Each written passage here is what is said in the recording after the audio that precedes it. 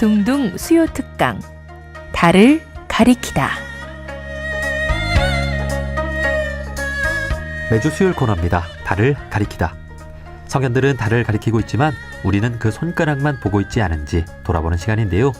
종교의 문자나 상징이 아니라 그것이 가리키고 있는 종교의 참된 가치에 대해 생각해보는 시간입니다. 한국의 대표 종교학자인 오강남 교수가 오강남의 생각을 펴냈습니다. 이 책은 오강남 교수가 평소 종교, 사회, 삶에 관해 느낀 내용들을 담아 펴낸 건데요.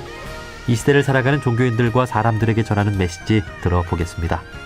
캐나다 리자이나 대학교 비교종교학 명예교수이신 오강남 교수님을 만나보겠습니다. 교수님 안녕하세요. 네, 안녕하십니까. 반갑습니다. 예, 반갑습니다. 자, 오늘 오강남의 생각 39번째 시간인데요. 오늘의 주제는 떠나신 분들을 생각하며 권정생 선생님입니다. 자, 권정생 선생님 어떤 분이실까요? 일반적으로는 그 강아지똥, 또 몽실언니 이런 동화를 쓴 동화 작가로 알려져 있지만은 사실은 동화 작가 이상으로 훌륭한 분이라 이렇게 할 수 있죠. 예. 흔히들 어떤 분들은 그 권정생 선생님을 두고 성인의 반열에 들어갈 분이라 이렇게 평가하기도 합니다. 오, 예. 그 동화 작가 그리고 평화주의자, 반전주의자, 또 생태주의자로 우리 사회에 알려져 있는데요. 그리고 예. 이분이 그 기독교인으로도 또 알려져 있습니다. 예. 기독교가 작품에 끼친 영향도 그럼 있을까요? 그 경북 안동시 그 조탑이라는 조그만 동네 교회 종직이로 오랫동안 일을 했어요. 오. 그래서 그런 것 때문에 기독교의 영향을 받았다고 할 수는 있죠. 그렇지만은 한국의 아주 전형적인 근본주의적 기독교와는 별로 상관이 없었어요. 이제 말씀하신 대로 그분은 기독교가 지금 제 할 일을 제대로 못하고 있다 이런 생각을 가지고 기독교 교리를 가르치고 이런 것보다는 평화와 사랑 이런 거에 대해서 주로 썼죠. 그러니까 종교에 대해서도 예. 우리들의 하나님이라는 그런 책이 있거든요. 예. 그 책에 보면 자기가 만약 교회를 하나 세운다면 초가집에서 예배를 보고 가끔씩은 동네 그 무당에게 이야기할 기회도 주고 싶을 것이다. 이런 얘기까지 하니까 그 기독교 그 정통적인 기독교하고는 많이 다르죠. 예. 예. 그 자신의 교회를 만든다면 무당을 불러서 이야기도 듣겠다. 이런 정도면 정말 종교에 예. 대해서 자유했던 분이네요. 그렇죠. 예, 예. 이런 권정생 선생님인데 교수님과도 인연이 있으세요? 예, 제가 다니던 안동 일직초등학교의 1년 선배였더라고요. 근데 나이는 저보다 한 4살 정도 더 많았지만 이분은 너무 아파서 어릴 때 그래가지고 학교를 제대로 못 다녀서 아마 제가 다닐 때 학교를 제대로 다녔는지 모르겠어요. 학교 다닐 때는 하여튼 서로 알지 못하고 지냈습니다. 근데 제가 권정생 선생을 알게 된 것은 그분이 쓰신 초가집이 있던 마을이라는 책이 있는데 그 책을 보고였습니다. 그 책이 우리 사촌 형이 성서공회에서 성서를 번역하면서 될 수 있는 대로 우리나라 토백이 우리말을 좀 넣으면 좋겠다 해서 어떤 사람이 그 책을 줬대요. 근데 그 책에 이제 안동말이 너무 많으니까 그걸 저보고 한번 읽어보라 그래서 읽어보니까 제가 다니던 학교 이야기예요. 그 이야기가 그대로 6.25 이후에 학교 일기책 쓰는 것 같은 그런 기분이 들더라고요. 그래서 그때 이후 이제 제가 연락을 하고 제가 한국에 오면 언제나 찾아뵙고 또 식사도 하고 나가가지고 고운산에 이런 데도 다니고 캐나다 있을 때는 또 전화로도 가끔씩 안부도 적고 이렇게 가깝게 지냈죠. 예. 처음 뵀던 것은 교수님 지금으로부터 몇 년 전인가요? 지금으로부터 한 30년 전 됐을 거예요. 예. 30년도 더 될지 모르겠어요. 예. 예. 그러니까 같은 초등학교를 다녔다는 추억 이야기를 이제 수십 년이 흘러서 이렇게 만나도 잘 이야기가 통했나 봅니다. 그렇죠. 그래서 만나가지고 학교 이야기 또 뭐 학교 선생님 이야기 그분도 그 선생님들을 기억을 잘하고 있더라고요. 네. 저도 뭐 어떤 선생님 어떻고 뭐 선생님 이야기 하니까 같이 그 옆에 들었던 그 뭐 이현주 목사라든가 그 이철수 어떻게 이런 걸 다 기억하냐고 그런 얘기를 하더라고요. 예. 네. 자, 권정생 선생님 하면 또 다양한 작품을 남기셨고 많은 감명을 주셨는데요. 이 작품 이야기를 또 안 들어볼 수가 없을 것 같습니다. 그 교수님께서도 이 권정생 선생님의 문학 작품을 읽고 또 많은 감명을 받으셨다고요? 예, 그렇죠. 그 아까 말한 대로 초가집이 있는 마을 그것도 물론 처음에 읽고 이제 감명을 받았지만 그 이후에 여러 가지 책을 읽었어요. 근데 그분하고 그 우리가 그 아까 말한 대로 그 이현주 목사님 있잖아요. 지금 뭐 전에 동화 작가였지만 이현주 목사님은 그렇지만은 뭐 지금 이제 다른 걸로 유명해지신 분 그분하고 또 그 판화가 그 이철수 선생은 그 몽실 언니의 그 그림을 그려줬어요. 예. 그래가지고 다 잘 아는데 이제 그분하고 이철수, 이현주 목사, 권정생 뭐 해가지고 안동 문화회관에서 그 밤늦게까지 뭐 종교에 대해서 이런 얘기 저런 얘기 하는데 정말 넷이서 전부 다가 이제 근대 그 아주 전형적인 그런 근본주의 신앙에서 벗어난 사람들이라서 서로 뭐 의기투합하는 그런 얘기를 서로 나누고 참 좋은 시간을 보낸 적이 있습니다. 예. 그 이렇게 좋은 인연들 문학 작품을 얘기하자면 그 감명 깊었던 책은 그 강아지똥 또 앞에서 말한 그 초가집이 있던 마을 그 동화는 아니지만은 한티제 한이라는 소설이 있어요. 근데 강아지똥은 그 담벼락 밑에서 진흙과 섞여가지고 보잘것없는 것처럼 보이는 그런 강아지똥도 그 아름다운 민들레 꽃을 피우는데 아주 소중한 걸음이 되었다.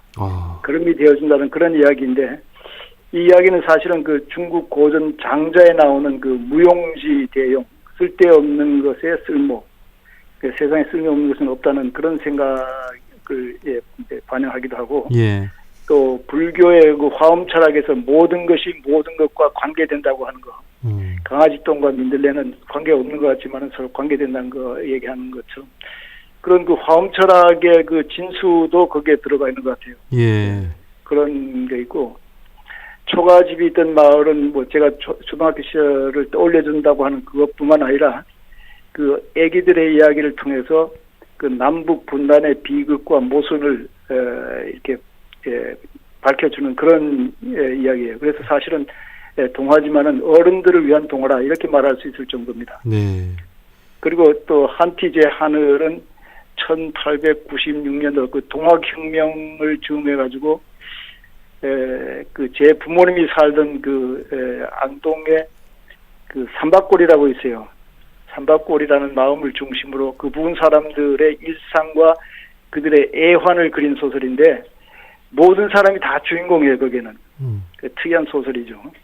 근데 이런 주인공들의 이야기를 그 눈물 없이는 읽을 수 없는 그런 책입니다. 제가 이 방송을 통해서 그 책 한번 다 한번 읽어보시라 하고 말씀드리고 싶은데 근데 그게 그 경상도 안동 사투리가 너무 많이 들어서 읽기 곤란하다는 사람도 있더라고요. 그래요? 근데 이제 권 선생님은 사실 그거를 6권을 쓰려고 그랬는데 제가 직접 들었는데 근데 뭐 몸이 약해가지고 못 쓰고 2권만 쓰고 이제 돌아가신데 참 그 안타까운 일이죠. 그 앞서 말씀해주신 이 강아지똥은 민들레꽃의 걸음이 된다라고 하는 이야기. 그 권정생 선생님은 뭐 불교와는 관계는 특별히 없으셨죠? 불교와는 특별한 관계 없는데 그야말로 그 이 통찰력으로다가 종교의 진수에 접해가지고 얘기하는 것 같아요. 제가 들어보면. 그분은 초등학교밖에 안 나왔어요. 그래요? 그 뭐 너무나 가난해가지고 초등학교도 뭐 별의별 일을 다 했죠. 뭐 거지 생활도 하고 뭐 이런데 그 예를 들어서 번데기 같은 거를 먹더라도 종이가 이제 싸주잖아요. 그러면 그 종이에 있는 글자란 다 읽었다는 거예요. 초등학교 다니면서. 그래서 이제 그 문장력도 아주 좋아지고 그 혼자서 고생을 많이 하면서 이제 인생의 가장 그 깊은 면을 이제 볼 수 있는 그런 그 기회를 가지고 있었다 이렇게 봅니다. 야, 이런 걸 보면 참 사람의 어떤 지성이나 어떤 깊이 있는 생각 이런 것이 어디서 나올까? 참 신기합니다. 이제 교수님께서는 이제 서울대의 종교학 박사까지 하시고 여러 종교들 다 두루 섭렵하셨는데 권정생 선생님은 초등학교만 나오고도 그 종교를 섭렵한 느낌이 들 정도로 깊이 있는 이 글을 쓰시는 이런 걸 보면서 참 교수님도 많이 놀라셨을 것 같습니다. 그렇죠. 제가 그 한국인이 읽으면 좋을 그 책 50권을 추천했는데 그 첫 번째 책이 그 권정생 선생님의 그 우리들의 하나님이에요. 거기 보면 정말 아주 그 새로운 종교 사상을 얘기하고 있죠.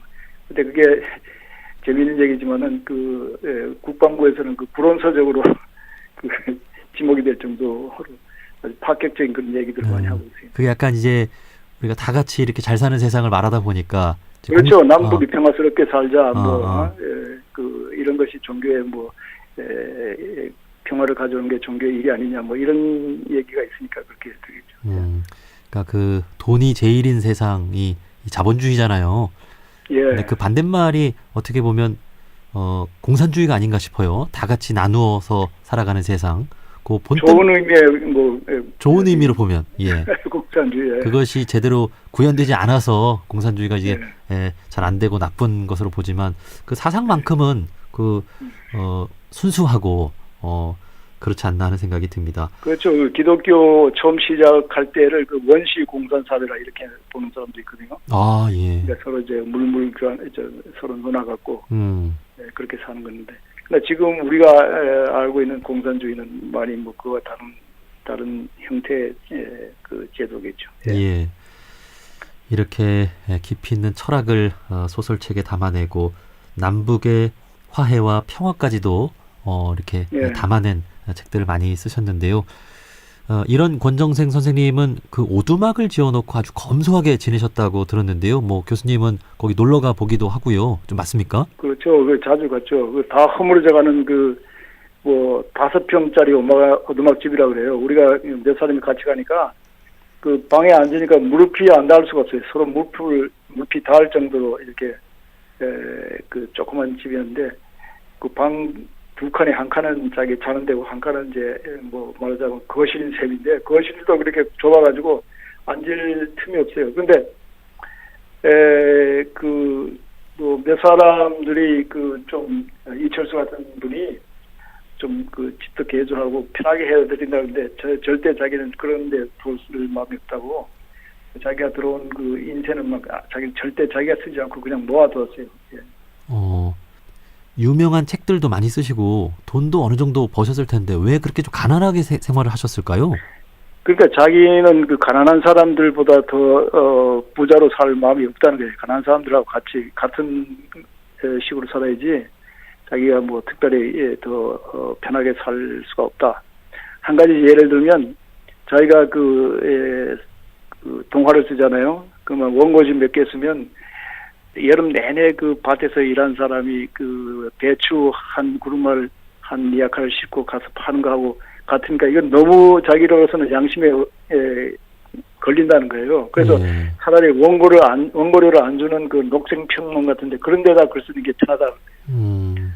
그러나 자기가 그 쓴 그 책이 뭐 옛날에 그 MBC에서 뭐 그 책 선전하는 그런 프로그램이 있었는데 그 프로그램에 그 들어가면 뭐 책이 뭐 10만 부 팔리는 그런 프로그램인데 자기는 그 안 하겠다고 그런 거 해가지고 괜히 쓸데없이 자기가 돈을 모을 마음이 없다 뭐 이렇게 할 정도로 돈이라든가 명예라든가 뭐 권력은 말할 것도 없지만 그런 거에 전혀 초탈한 그런 분이었어요. 네, 내가 글 하나 써서 받는 그 원고료가 농부가 땀 흘려서 지은 이 배추를 한 무더기 팔고 받은 돈과 같으니 원고료를 받을 수 없다라고 하는 그 양심은 정말 정말 대단한 것 같습니다. 그러니까 그 농부가 친구고 그렇게 좀 가난하게 생활하다 보니까 그런 게 가능하지 않나 싶네요. 예. 그 오두막집이 거의 외딴 집이에요. 그 들판에 그야말로 다 찌그러져가는 그런 그 오두막집인데, 그거를 뭐, 화장실이라도 좀 만들어 주려고 해도 그것도 싫다고, 지금 뭐, 이렇게만 사는 것도 뭐, 자기는 불편할 거 없다고, 뭐 이런 식으로 거절을 했다고 그래요. 이러한 그 권정생 선생님을 보면서 우리 오강남 교수님께서 느끼신 바는 무엇일까? 이 권정생 선생님이 바라는 세상, 어떤 꿈꾸는 세상은 어떤 세상이었을까요? 그분의 책을 보면 계속해서 뭐냐면,